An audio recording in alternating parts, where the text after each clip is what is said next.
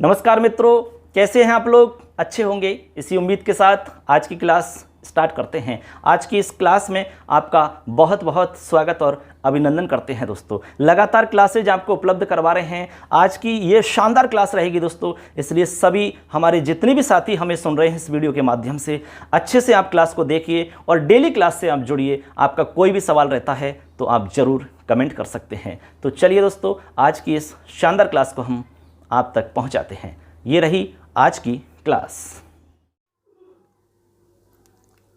सभी के लिए नमस्कार मित्रों, आपके अपने YouTube चैनल पर बहुत बहुत स्वागत और अभिनंदन करते हैं दोस्तों। अब तक आपने चैनल सब्सक्राइब नहीं किया है तो चैनल को सब्सक्राइब कर लो और बेल आइकन को प्रेस कर दो, जिससे कि सारी जानकारी आपको मिलती रहे, क्योंकि इस पर सारी जानकारी हम डेली अपडेट करते रहते हैं। जो भी आपका मैटर होता है वो हम इस पर डालते हैं। विशेषकर हम संस्कृत की बात यहाँ कर रहे हैं, ठीक है। 10वीं क्लास के कुछ विद्यार्थियों ने कमेंट किया कि सर हमें भावार्थ लेखन बताइए। तो यहाँ पर मित्रों मैं आपको टोटल 7 भावार्थ बता रहा हूँ, जो कि वेरी वेरी मोस्ट इंपॉर्टेंट है। इस वीडियो को आप सुनोगे तो सुनने से आपको पता है कि बहुत जल्दी से याद होता है, ठीक है ना। तो यहाँ पर मैंने लिख कर भी दिया है, आप इसको वैसे भी याद कर सकते हो, PDF में चाहते हो तो आप कमेंट कर सकते हैं और आप स्क्रीनशॉट लेकर भी आप याद कर सकते हो, कोई प्रॉब्लम नहीं है। यदि आप सुनोगे तो बहुत जल्दी याद होगा। चैनल को सब्सक्राइब जरूर करना, क्योंकि आगे भी आपको बहुत कुछ मिलने वाला है। चलिए दोस्तों शुरू करते हैं। चलिए मित्रों शुरू करते हैं। देखिए हमारा पहला श्लोक है भावार्थ के लिए, वेरी वेरी मोस्ट इंपॉर्टेंट है। ये आपके तीसरे पार्ट में से श्लोक नंबर 2 है, ठीक। इसको हम पढ़ेंगे। आपको पता होना चाहिए दोस्तों, जब तक श्लोक का अर्थ आपको समझ में नहीं आएगा तब तक आप भावार्थ नहीं कर सकोगे। इसलिए अर्थ को पढ़ना है, अर्थ को समझना है, तभी आप भावार्थ लिख पाओगे। देखिए संस्कृत में लिखना होता है। अब आपको हम बता दें भाई, छोटी मोटी गलती हो जाए तो चल जाएगी, कोई बात नहीं है। आप संस्कृत में याद नहीं कर सकते मान लो, तो हिंदी में याद कर लीजिए, फिर उसको आप संस्कृत में बना दीजिए।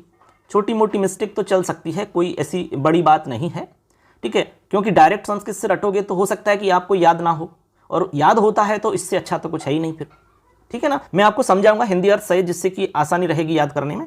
श्लोक को पढ़ते हैं एक बार। देखिए श्लोक है हमारा, शरीरोपचय कांतिर्गात्राणाम सुविभक्तता दीप्ताग्नित्वमानालस्यम स्थिरत्वं लाघवं मृजा, ठीक है। ये हमारा श्लोक है। श्लोक का अर्थ होता है कि व्यायाम एवं मालिश करने से शरीर में अभिवृद्धि, चमक, शारीरिक सौंदर्य अर्थात सुंदरता, भूख लगना, स्फूर्ति यानी ताजगी, स्थिरता तथा हल्कापन आदि आता है। इसीलिए मनुष्य को हमेशा व्यायाम या मालिश करना चाहिए, ऐसा इस श्लोक का मतलब है। अब इसका भावार्थ लिखेंगे बच्चों। देखिए भावार्थ हमने लिखा है, इसको आप देखेंगे। देखिए व्यायामात् शरीरे वृद्धि ही कांति ही शरीर अंगानाम सुगठनम जठराग्नेः प्रवर्धनम स्फूर्ति ही स्थिरत्वं लाघवं स्वच्छीकरणं च आयाति, अतः एव नित्यं व्यायामः करणीयः। समझ गए आप? यानी व्यायामात शरीरे वृद्धि ही, व्यायाम से शरीर में अभिवृद्धि होती है, ठीक है ना। समझ गए बात को। कांति आती है चमक, शरीर अंगानाम सुगठनम, शरीर के अंगों में गठन होता है, ठीक है ना, सुडौल बनते हैं। जठराग्नि प्रवर्धनम, जठराग्नि प्रवर्धित होती है, बढ़ती है, यानी भूख लगती है। स्फूर्ति ही, स्फूर्ति आती है मतलब ताजगी आती है। आलस्यहीनता मतलब आलस्य दूर होता है। स्थिरत्वम, स्थिरता आती है। और लाघवम, लघु, हल्कापन होता है। इसके अलावा स्वच्छीकरणम, स्वच्छ महसूस करते हैं, ठीक है ना, अच्छा महसूस होता है, ये सब होता है। अतः एव नित्यम व्यायाम करणीय, इसलिए नित्य व्यायाम करना चाहिए, ऐसा इसका भावार्थ होगा बच्चों, ठीक है। अब इसको यदि आप 2-3 बार भी सुन लेते हो तो जरूर याद हो जाएगा, ठीक है ना। आप जब भी फ्री रहते हैं, जैसे खाना खा रहे हैं, हो सकता है कि कोई कमरे पर रहते तो खाना बना रहा हो, या आप टहल रहे हैं तो आप मोबाइल चला के सुन लो तो फटाफट याद हो जाता है। अब चलते हैं नंबर 2 पर। दूसरा वाला हमारा जो श्लोक है बच्चों, ये भी आपके तीसरे पार्ट से ही है। देखिए एक बार हम श्लोक को पढ़ते हैं, ये भी बहुत ही मोस्ट है।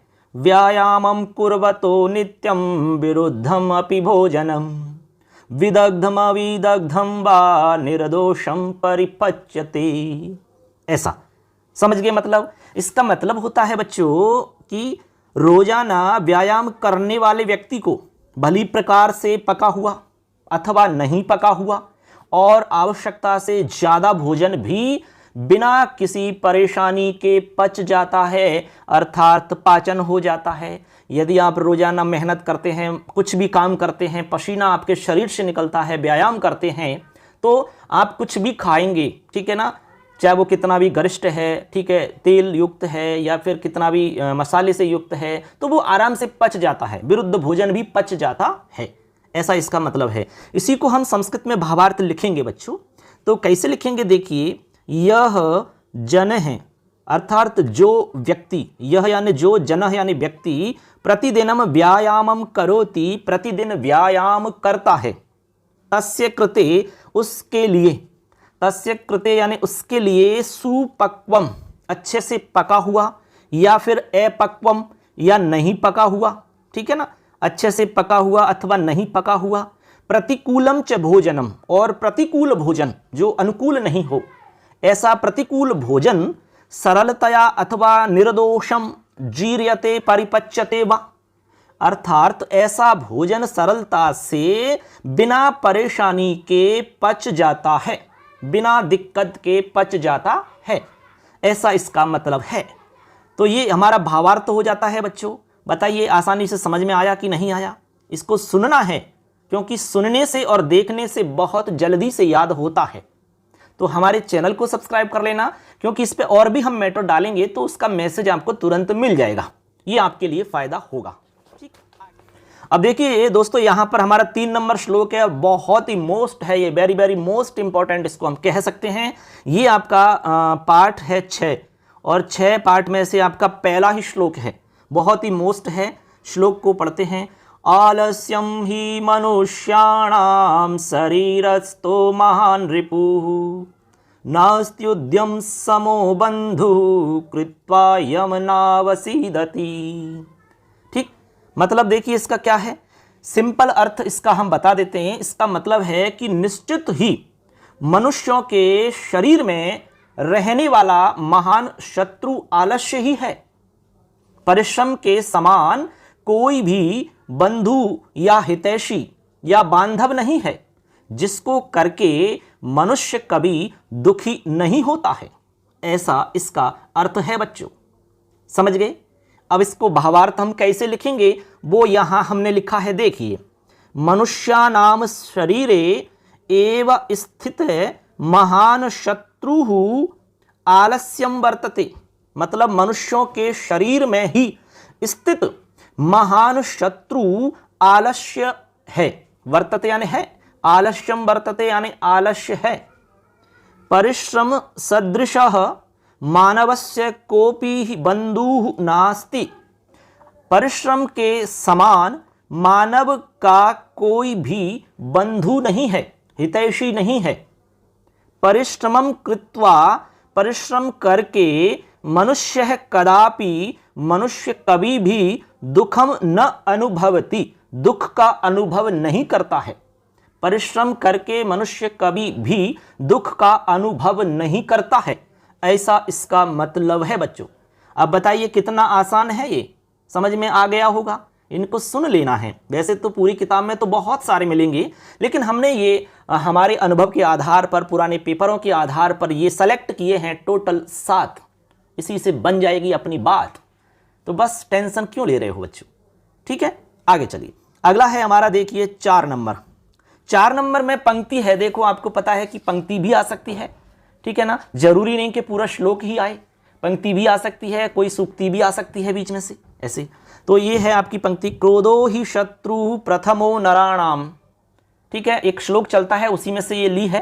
क्रोधो ही शत्रु प्रथमो नराणाम देहे स्थितो देह विनाशनाय यथा स्थित काष्ठगतो हि वहनी स एव वहनी दहते शरीरम।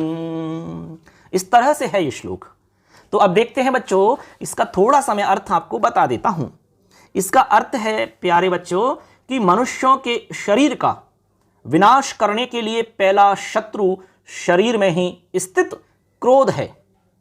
जिस प्रकार से लकड़ी के अंदर स्थित अग्नि काष्ठ को ही जला देती है, अर्थात लकड़ी को ही जला देती है, उसी प्रकार शरीर में स्थित क्रोध शरीर को ही जला देता है। ऐसा इसका मतलब है। अब चलिए भावार्थ देख लेते हैं बच्चों, इसका क्या भावार्थ है।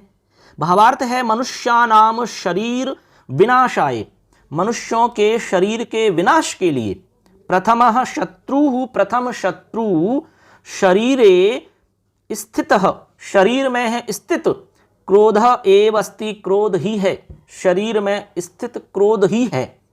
यथा यानी जैसे काष्ठगतः अग्नि, यहाँ अग्नि लिखा हुआ है, काष्ठ यानी लकड़ी के अंदर स्थित अग्नि काष्ठमेव दहति, लकड़ी को ही जलाती है। तथैव यानी उसी प्रकार शरीरस्था क्रोधः, शरीर में स्थित क्रोध शरीरम दहते यानी शरीर को ही जलाता है। ऐसा इसका मतलब है। बताइए बच्चों कितना आसान है, समझ में आ गया होगा ना ऐसे, ठीक है ना। चलते हैं, अभी और भी हैं हमारे, उनको भी देखते हैं। चलिए आगे देखिए बच्चों, यहाँ पर हमारा 5 नंबर है अमंत्रमक्षरम नास्ति नास्ति मूलमनौषधम अयोग्यः पुरुषः नास्ति योजकस्तत्र दुर्लभ। बहुत ही सुंदर बात इसमें बताई गई है, बहुत ही सुंदर। एक बार मंत्र का, इसका श्लोक का अर्थ समझिए आप। मंत्र ने श्लोक है, मंत्रहीन अक्षर नहीं है, अर्थात प्रत्येक अक्षर जो है ना सार्थक होता है, ठीक है, निरर्थक नहीं है। बिना दवा के कोई भी मूल नहीं है, अर्थात जड़ नहीं है। ऐसा कोई भी पदार्थ नहीं है जो औषधि नहीं है। कोई भी पुरुष अयोग्य नहीं होता, किंतु उसे सही जगह पर जोड़ने वाला दुर्लभ होता है, दुर्लभ होता है। ये इसका अर्थ है। अब हम चलते हैं इसके भावार्थ की तरफ, क्योंकि हमें भावार्थ ही तो लिखना है। तो देखिए बच्चों, यहां से भावार्थ लिखा है, यथा मंत्रहीनम विवेकहीनम वा अक्षरम न भवति, मतलब जैसे मंत्रहीन अथवा विवेकहीन अक्षर नहीं होता है, ठीक है, अक्षर जो है ना मंत्रहीन या विवेकहीन नहीं होता है। तथा च उसी तरह से औषधीय गुणविहीनम या आधारम मूलम न भवति, मतलब औषधीय जो है गुणविहीन मूल नहीं होता है, गुणविहीन मूल नहीं होता है। मतलब प्रत्येक जड़ जो है वो औषधि होती है, कहीं ना कहीं से वो हमारे लिए औषधि का काम करती है। तथैव उसी तरह संसारे कोपि मनुष्य, कोई भी मनुष्य अयोग्य है न भवति, अयोग्य नहीं होता है। सर्वेषु कापि विशेषता अवश्यमेव भवति, सभी में कोई भी विशेषता अवश्य होती है। किंतु तस्य योग्यतायाः, किंतु उस योग्यता को या योग्यता का योजक है ज्ञाता च दुर्लभम कठिनम वा भवति, यानी सभी में कोई ना कोई विशेषता अवश्य होती है, किंतु उस योग्यता का योजक या ज्ञाता दुर्लभ होता है।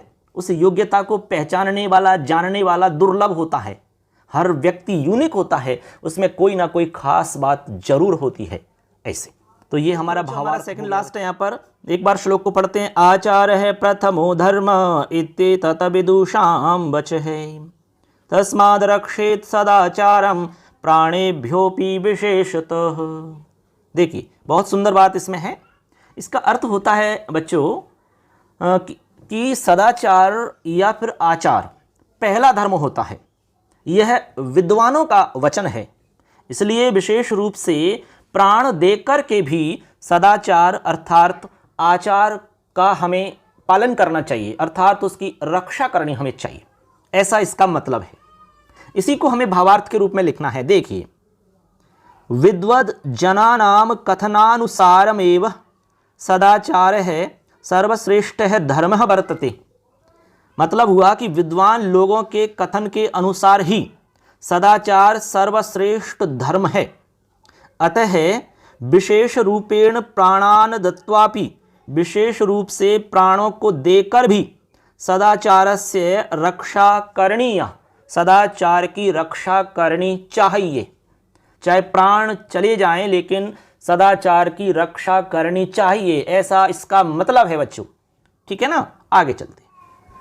अब देखिए बच्चों, हमारा लास्ट है आज के इस सेशन का 7 नंबर का श्लोक है, एक बार उसको पढ़ते हैं और समझते हैं। देखिए, एकेन राजहंसेन या शोभा सरसो भवेत् न सा बकसहस्रेणा परितस्तीरवासिना।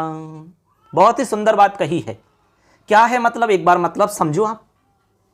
इसका मतलब है कि एक राजहंस के द्वारा सरस या तालाब की जो शोभा बढ़ती है, वह शोभा चारों ओर उसके किनारों पर रहने वाले हजारों बगलों से कभी नहीं होती है। समझिए बात को। मतलब राजहंस के द्वारा तालाब की जिस तरह की शोभा होती है, उस तरह की शोभा चारों ओर किनारों पर निवास करने वाले हजारों बगलों से नहीं होती है। मतलब एक गुणवान व्यक्ति से ही संपूर्ण कुल सुशोभित हो जाता है, हजारों मूर्खों से नहीं। अब इसको भावार्थ के रूप में लिखेंगे बच्चों। देखिए, शत मूर्खाणाम अपेक्षया, यानी 100 मूर्खों की अपेक्षा एक है गुणवान एव श्रेष्ठ भवति, एक गुणवान व्यक्ति ही श्रेष्ठ होता है। यथा यानी जैसे, एकेन राजहंसेन, एक राजहंस से सरोवरस्य या शोभा भवति, जो शोभा बढ़ती है, अर्थात सरोवर या तालाब की जो शोभा होती है, सुंदरता होती है, सा शोभा तीरवासिना बकानाम सहस्रेण अपि न भवति, उसके किनारों पर चारों ओर निवास करने वाले हजारों बगलों से भी नहीं होती है, जो कि केवल एक राजहंस से शोभा बढ़ जाती है। ऐसा इसका मतलब है प्यारे बच्चों। अब बताइए आपको समझ में आया कि नहीं आया? हमने बहुत ही आसान तरीका से आपको समझाने का प्रयास किया। हमने और भी बहुत सारे टॉपिक आपको समझा रखे हैं, और भी इसमें हम आपको बताएंगे, जैसे कि इसमें कारक के मोस्ट सूत्र आपको हम बता देंगे, उदाहरण बता देंगे, संधि के भी कुछ बताएंगे अभी। ठीक है, अभी काम चल रहा है हमारा, कल सुबह तक आपको निश्चित रूप से मिल जाएंगे दोस्तों। एक वीडियो हमारा इस तरह का भी आएगा जिसमें टोटल आपका पेपर बताया जाएगा कंप्लीट, कि आपका जो पेपर है वो किस तरह का आता है, उसमें किस तरह से हमें आंसर लिखना होता है, प्रत्येक प्रश्न को उसमें हम बताते हैं। टोटल 25 प्रश्नों को हम अलग अलग बताएंगे। पहला प्रश्न इस तरह का होगा, इसमें आपको ये करना होगा, काफ़ी में आपको कैसे लिखना है, ये सारी चीज़ हम उस वीडियो में बताएंगे। तो कोशिश करेंगे कि आज वो वीडियो बनेगी तो आज और सुबह तक आपको मिल जाएगी दोस्तों। तो सबके लिए बेस्ट ऑफ लक, अच्छे से देखना है और चैनल को सब्सक्राइब जरूर करना है। मिलेंगे अगली वीडियो में, तब तक के लिए जय हिंद, वंदे मातरम, जयतु भारतम, जयतु संस्कृतम।